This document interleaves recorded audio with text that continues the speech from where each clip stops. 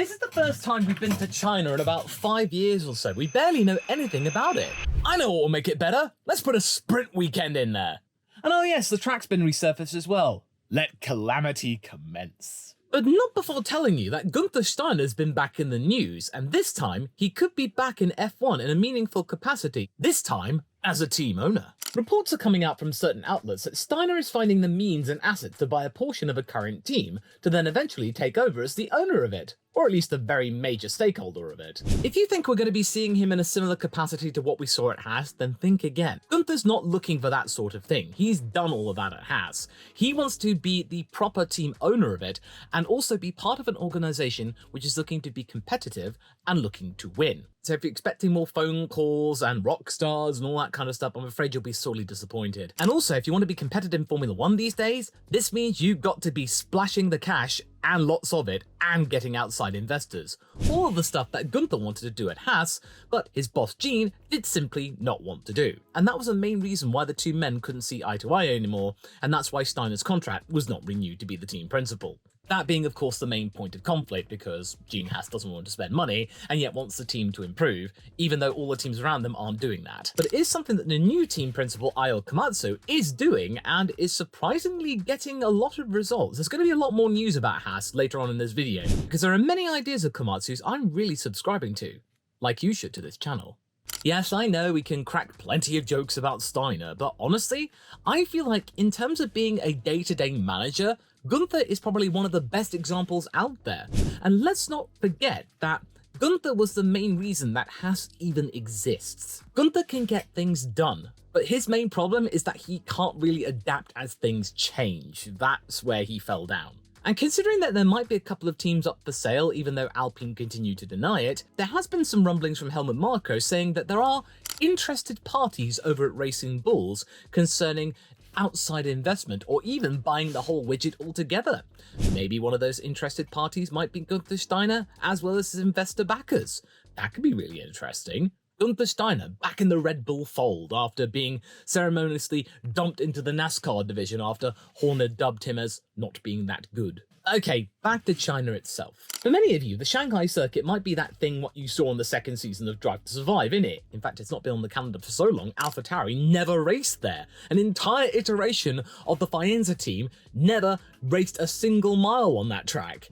And anyone in China who wasn't really following Formula 1 while it wasn't there might just think that Toro Rosso has continued. They just had a weird rebrand and they changed their livery slightly. But what has evolved for sure is the pecking order, because 5 years ago, Mercedes were the dominant force, and quite clearly, I really don't think Mercedes are going to be adding to their tally, which started off with Nico Rosberg in 2012. I think they will be lucky to even get a chance at the top 5. But I'm afraid, Papaya fans out there, I don't think it's going to be much better for McLaren. In fact, I think it could be much worse. I hope you get something strong prepared next to you during that race, because I think you might need it, whatever your tipple of choice or whatever thing gives you comfort. Yeah, we're gonna need it. Andrea Stella has been vocalizing his concerns for the weekend, since the entire first sector is looking likely to be a complete disaster, with low-speed corners, hairpins, and long straights, which don't complement the low top speed of the McLaren because it's quite draggy. But let's be real here, is this really going to result in McLaren not scoring points at all on a competitive level, say for DNFs or accidents and whatnot? Well, it would be really difficult for them to not score anything, considering the complete gulf between the 5th fastest and 6th fastest teams, where a DNF or somebody qualifying badly will lead to the bottom 5 teams scoring a point. But I do find it potentially hard for both drivers to score a decent amount of points. Quite frankly, I think P6 for a McLaren this time out will be an absolute miracle, and it will probably be Lando Norris getting that because, well, he's the only driver out of the two who's even raced here, and even then it was only one time, and even then it wasn't exactly particularly clean. And I've really got a sinking feeling that my boy Oscar here, I don't think he'll even get into Q3, because the level of uncertainty here, as well as the expected lack of performance from McLaren, where they could easily be maybe the 4th or 5th fastest team, it's going to be a very long day in the office for him. So yeah, you can understand why I'm keeping my expectations quite considerably grounded. As for Mercedes, they might do slightly better because, like I said, low speed corners, hairpins, they might do well here. And the weather is expected to be overcast for the most part, a little bit damp in some places, and temperatures not really exceeding 20 degrees, which is what was to be expected at Suzuka, and that might have been a decent opportunity for Mercedes to crack the top 5 perhaps.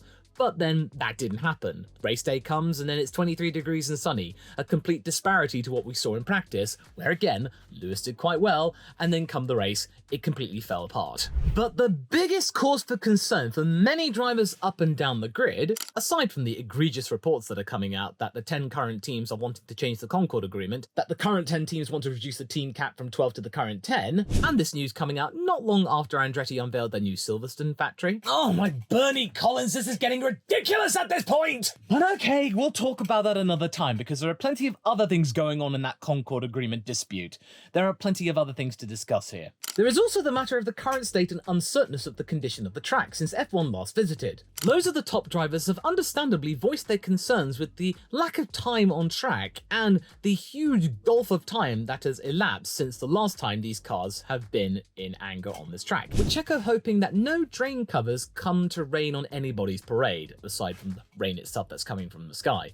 But that has happened before. This isn't some sort of lame or jokey response, I hope a drain hole cover doesn't ruin my day. No, this actually happened to Juan Pablo Montoya in 2005. It completely screwed the chances of McLaren winning the Constructors that year. Renault got the plum instead of them because Juan Pablo Montoya hit a drain cover, he lost out on 4th place, it could have been a podium, and therefore he had to retire. So that was a huge blow for McLaren. So yeah, McLaren haven't exactly had the best time of it here. Another major worry that drivers have sort of mirrors what people had concerns for in Austin last year. And that has something to do with the dreaded plankwear situation. So if that does happen again and more drivers are disqualified or they get very close to it, expect more articles about what is a plank? Why is it made of wood? Why is it not made of wood? And all that stuff. More information about planks. And of course me pulling out an utter planker of a joke. But in all seriousness, we could actually see that happening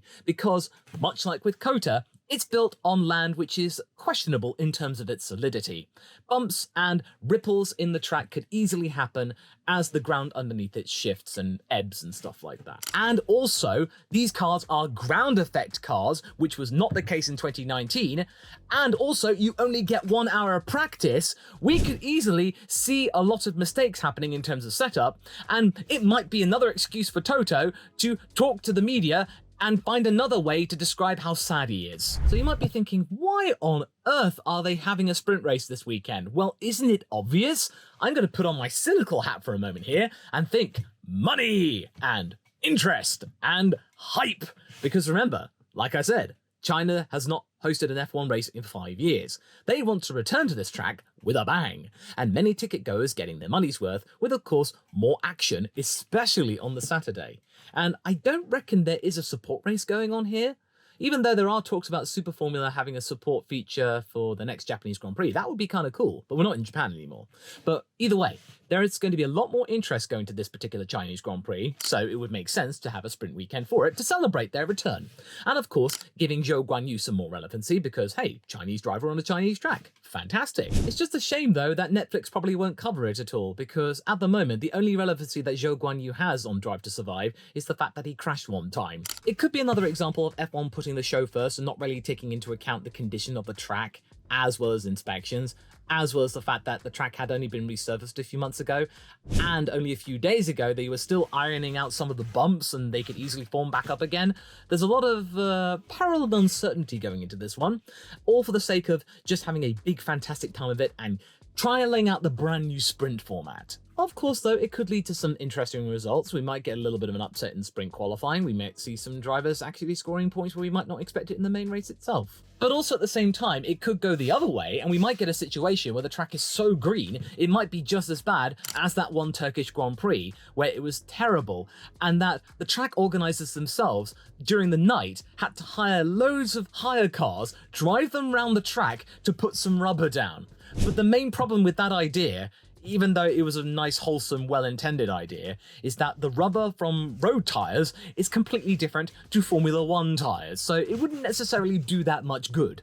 I mean, it could be a lot of fun for people to watch, but having said that though, the sprint format itself does lend some hope and optimism. It's not like last year where you had practice and qualifying, sprint shootout, then sprint, and then race, where qualifying was a bit of a contentious point that had part firm conditions installed for the sprint shootout and for the sprint itself and for the race. That's completely changed in the wake of all that criticism. Basically, the sprint element of the weekend is its own thing, and parc fermé conditions only apply after the sprint race, going into full fat quali, which hey, sounds a lot better than expected. That will have a positive effect in the sense that the sprint format might have its own set of results, and that maybe for the race, we might get a whole completely different set of results, because that was one thing that we did have a problem with last year, because a lot of the guesswork was taken away because you have to set up for the race for the sprint itself, and if somebody did well in the sprint, you could expect them to do well for the race, as Max Verstappen will point out quite regularly. And if you don't like the sprint races in particular, you can completely ignore them now. You can just go straight to qualifying and then straight to the race. You can just ignore the first part of Saturday if you wanted to. But what also makes this quite intriguing is that there is rain forecast for the first half of Saturday, which might have an impact on the sprint itself, which could lead to some upsets in results, and maybe, if things go well, some of the lower teams might get the chance to bag another point or two, which could be ultimately really valuable. And of course, it could be its own little pocket of fun. There is potential for it to be good. I think it's going to be ultimately harmless and inoffensive, that it'll be just its own thing, and that people who don't like it can ignore it, and that means people who do like it, they can enjoy it, and enjoy the entire weekend full of action. And hey, at least they get 1 hour of practice, because if Fernando Alonso had his way, reportedly, he wouldn't have free practice at all. You just go straight into qualifying. At least that's what his buddy Pedro de la Rosa has been saying about him. It could be easy, a little bit of banter, it could be a little bit of a joke, because Fernando sees himself ready to go straight from the outset, that he can just leap into the car, go and do a quali lap, and then go and do the race and just get on with it. Yeah, Fernando, I know you're buzzing after signing that Aston Martin extension, but hey, could you just take it down a notch, or at least, take it down a rung? But when it comes to the pecking order of the Shanghai race itself, it's really hard to guess because, again, the cars have changed so considerably. And in the ground effect era, loads of the other teams that you would expect to do well last time out could do completely differently. Especially when you consider that Max Verstappen has never won here before. Okay, I jest. Of course Max Verstappen is going to be odds-on favourite to win here, because he has said that he does enjoy racing here, and that he does have a lot of fun, but he can't really see the point in having a sprint race here, and that it could be a little bit dangerous. But it would be still quite silly to completely disregard him for winning the race just because of that. But let's be real here, the RB20 is probably going to be pretty good around this track, because it's a great all-rounder, and its DRS is still the best. Going down that straight in qualifying, it might negate some of the issues it has with qualifying because it's mainly a race car, even though in qualifying it's still pretty good and can still get max poles. I believe that we could easily see a Red Bull front row. And even if we don't, if Checo ends up 3rd or 4th or maybe even 5th, that DRS could easily see Checo correct any mistake he has in qualifying and get back up to the top and easily bring home a Red Bull 1-2. But I'll go into more detail about my main predictions later on. In the midst of finding himself having a bit of a struggle with Carlos Sainz, Charles Leclerc has been drowning his sorrows in ice cream, establishing his brand new ice cream operation. And actually, the reports are saying it's pretty good and it's only sadly available in Italy. That's very, very sad. I do like my ice cream. Wow, Charles, you are a really intrepid little entrepreneur. First music and now ice cream? I mean, all I gotta say is that you are currently... Nah, okay, I won't resort to making puns, my friend. I leck you too much. Oh yeah, so what about that party rule that you don't bring upgrades to a sprint weekend for the obvious reasons? Well, Haas have once again chosen to ignore that by bringing upgrades to this weekend. Only 5 races in, and they've got some coming in. Wow, cool. And it's a pretty big one, like the last time out in Austin.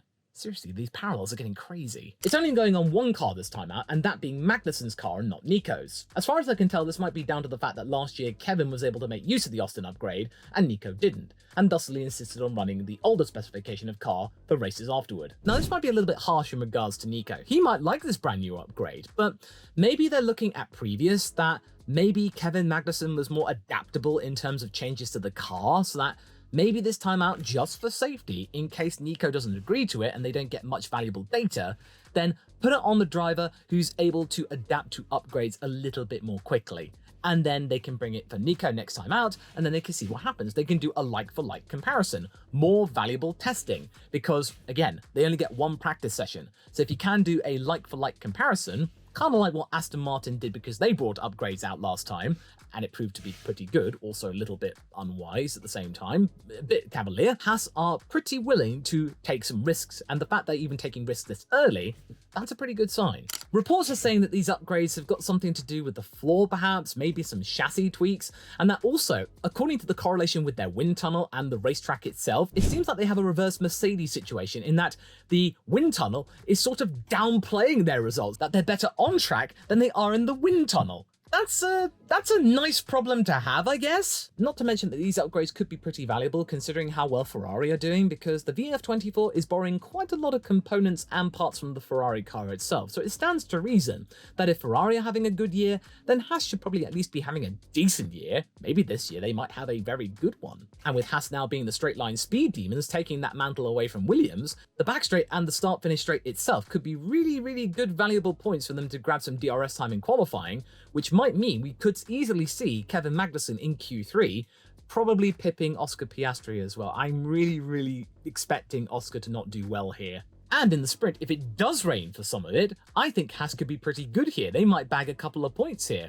And they could easily find a situation that if they have a good time of it here and the upgrade works, because it's a pretty big one, I could easily see it that maybe Racing Bulls and Haas would start to break away from the likes of Williams, Sauber, Alpine. We'll have the back markers and then the midfield battle for sixth between Racing Bulls and Haas. That could easily happen.